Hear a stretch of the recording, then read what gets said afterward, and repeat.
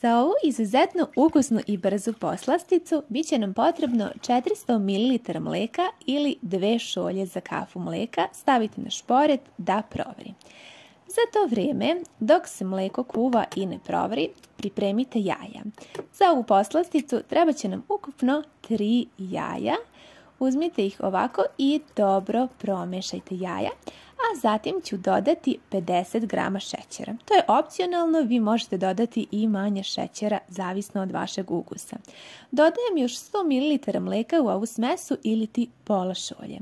Sada pripremam kukuruzni skrob oko 35 grama i dodajem vrlo malo mleka i sve ću to dobro da promešam da smesa ovako bude onako dosta tečna i retka. Stavit ću je zajedno sa jajima. Ovdje imam još malo i soka od limuna. Sve ću to da spojim i dobro da promešam zajedno sa jajima. A sada već je mleko provrilo i čekamo da se prohladi. Kada se prohladi, prelite mleko u smesu sa jajima i ovako dobro zajedno promešajte sve sastojke. A onda pripremite jedan tiganj i prelite svu ovu smesu u taj tiganj. Naravno možete i u šerpu, meni je lakše da kasnije to kuvam u tiganju. Sada uključite vašu ringlu na srednju temperaturu, kod mene je to 1,5 od 3 i ovako dobro mešajte ravnomerno i postepeno. Morate mešati nekih 15-20 minuta dok se ova smesa ne zgusne. Vidjet ćete već iz minuta u minut kako ona dobija jako lepu gustinu i za nekih 15-20 minuta ona je spremna. Stavit ćemo i ovako malo da se prohladi. Jako je već lepa i na izgled, ukus je fantastičan, arome naravno možete dodavati po vašem ukusu i ja ću sada da serviram ovako u staklene činije. Možete da servirate u manje činije pa da imate više činijica, možete u jednu veliku.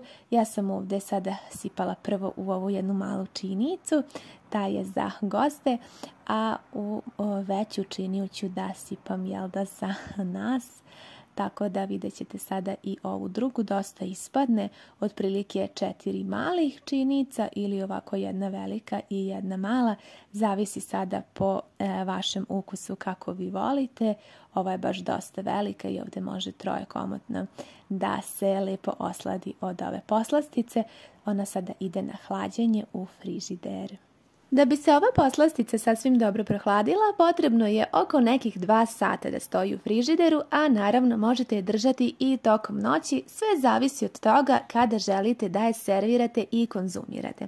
Kao što vidite, ja vam sada ovdje pokazujem par kadrova kakva je ukusna struktura, kremasta, fina, zaista fantastična poslastica koju ja obožavam, od vrlo malo sastojaka, vrlo malo materijala koje svi imamo u svojoj kući, odnosno u svom frižideru, tako da mislim da svako može da napravi. Možete da pravite svoje kombinacije arome, ukusa, da stavite manju količinu šećera, sve zavisi od toga šta volite. Nadam se da vam se dopala i želim vam prijetno!